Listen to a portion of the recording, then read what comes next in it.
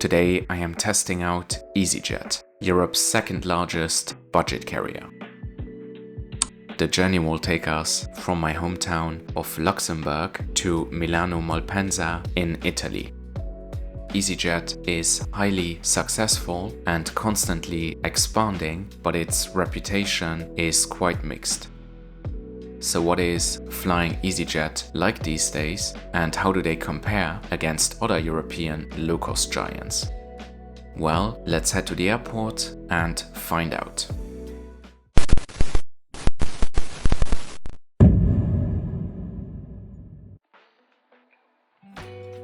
Good morning and welcome back to another low-cost airline review. I am in my hometown of Luxembourg City and currently traveling to the airport by bus. Getting to LUX Airport from the city center takes about 25 minutes on line 16 and costs nothing, like all public transportation in the country of Luxembourg. My flight today is 3912, departing at 8:50 a.m. and arriving in Milan Malpensa 1 hour and 20 minutes later. I talked quite a bit about this airport in two previous videos, namely my Ryanair and Lufthansa short-haul reviews, so I'll keep this section brief. Without any bags to drop, let's go straight through security. Easyjet allows online check-in up to 30 days before departure, and unlike Ryanair and Wizz Air, they don't actually charge extra if you want to check in at the airport. One of the best things about LUX is that outside of peak travel dates, there are virtually no queues, and getting from the entrance to the gate often takes less than 10 minutes. We are now at the departure area and there wasn't much going on this Thursday morning in the middle of December. As we still have some time to kill, let's talk a bit about Easyjet, the largest UK-based budget airline. Founded in 1995, Easyjet is today Europe's second biggest low-cost airline behind Ryanair, with a fleet of over 340 planes flying to more than 150 destinations. They mostly operate within Europe, but you'll also find some North African routes. Now, Easyjet's main rival is obviously Ryanair, and while the fares are similar, the latter is a lot more punctual overall. According to Flightrate, 34% of Easyjet flights are late in the UK compared to only 19% of Ryanair flights. Passengers also tend to complain about Easyjet's super strict baggage policy and the lack of cleanliness of their cabins.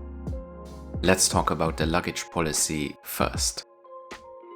I didn't pay for any luggage add-ons, meaning that I could only bring a personal item not exceeding 45 × 36 × 20 centimeters. Here are the prices for larger bags. If I had purchased both, my fare would have tripled. Classic budget airline tricks. Anyhow, let me show you how to get around those fees. First, you need a personal item sized bag. I use this Kufe bag, which I got from Amazon a few years ago, and it fits the dimensions of every major budget carrier.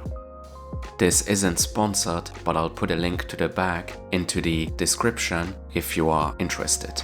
Down there, you'll also find the flight stats and other useful info.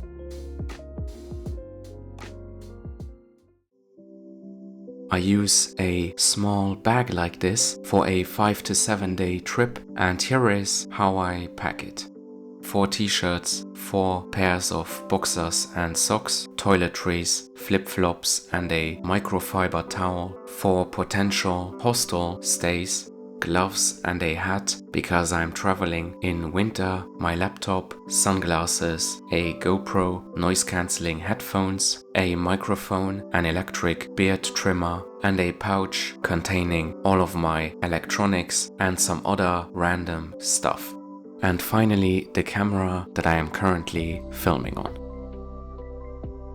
Inside the electronics organizer, I have all my chargers, cables, hard drives, a power bank, as well as other travel essentials like a padlock and earplugs. And here's how I pack it. I put the clothes into a packing cube and then just stuff the rest into various pockets.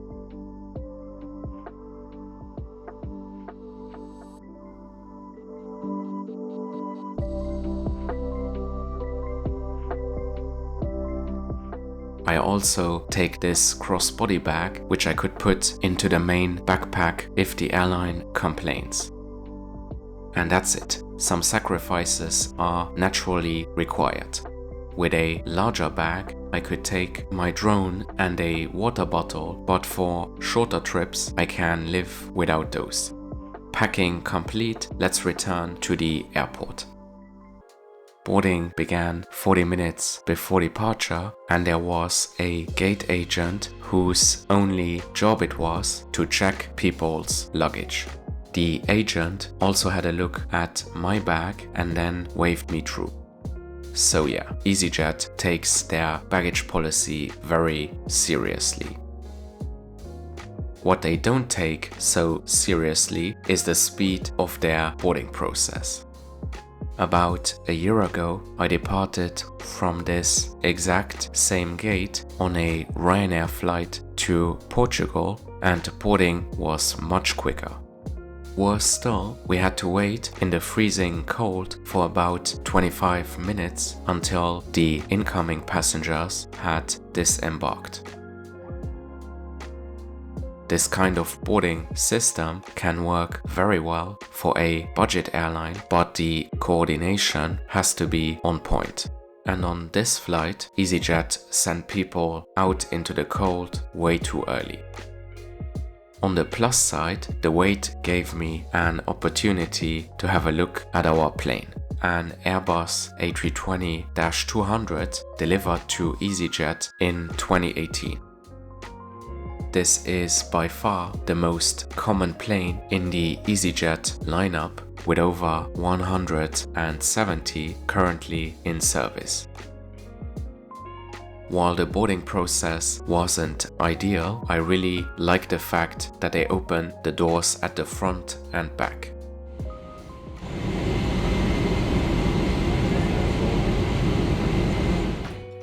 This plane fits 186 passengers in a 3+3 all-economy configuration. Apart from the standard rows, you can book extra legroom and emergency exit rows for an additional fee. I am sitting in 18 Alpha today, and the seats are not actually that bad. The legroom is better than on Ryanair, for example, and the padding is relatively comfortable.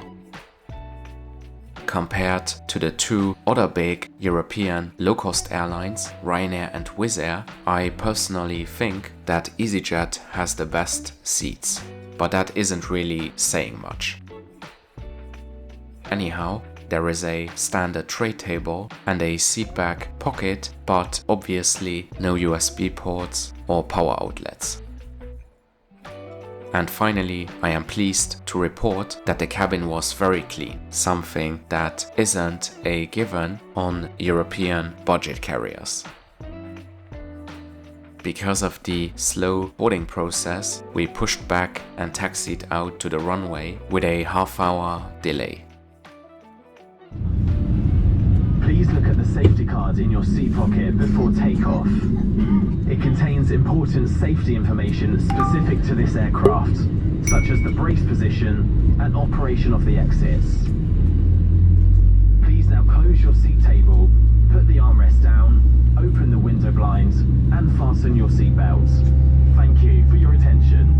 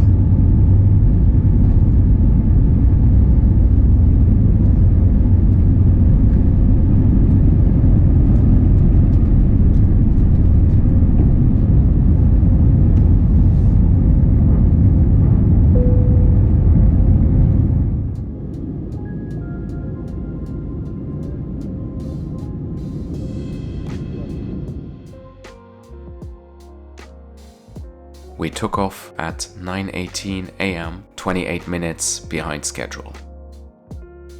Easyjet offers a variety of food and beverages on board, but you cannot pre-order any meals. On this particular flight, only sandwiches and cold snacks were available, and I got a coffee and some granola yogurt for €6. The prices are pretty similar to the competition and the quality was okay. The loo was clean and there really isn't much else to show you because, as you might have guessed, Easyjet has absolutely zero in-flight entertainment except for the magazine. But then you don't really need anything when you are looking at the beauty that is Switzerland from above. I also wanted to mention that the cabin crew, who were all Italian by the way, were super friendly and efficient. The pilot did manage to cancel out some of our initial delay, but on our final approach into Milan, something rather peculiar happened. We were ready to make our descent, but the pilot suddenly fired up the engines and we restarted climbing. This was due to the fact that our runway was occupied and we had to do a few more rounds before being able to land at Malpensa Airport. Here's what this maneuver looked like.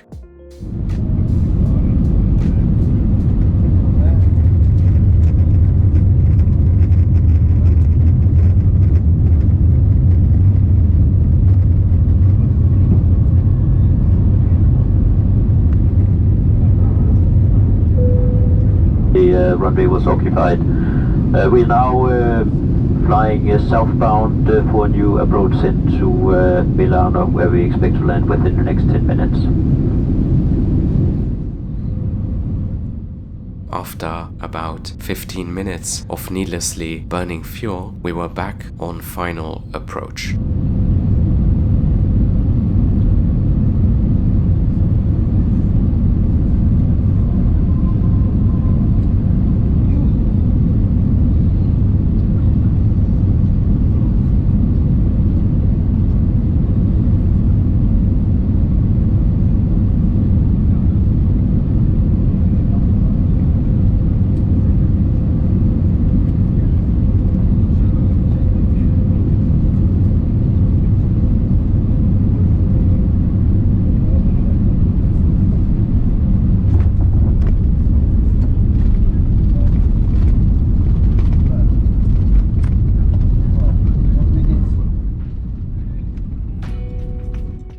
We landed at 10:32 a.m., 22 minutes late.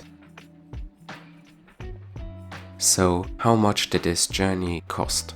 Well, as you might expect, not a fortune. I paid €41, including seat selection, yogurt and coffee. But do keep in mind that this fare was without luggage. To sum up, Easyjet can get you from A to B for very affordable fares as long as you don't have a lot of baggage.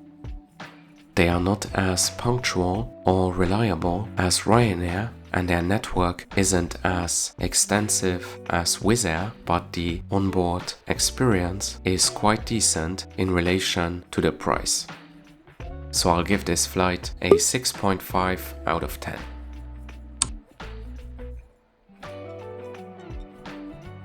By the way, getting from Malpensa Airport to downtown Milan is easy but not cheap.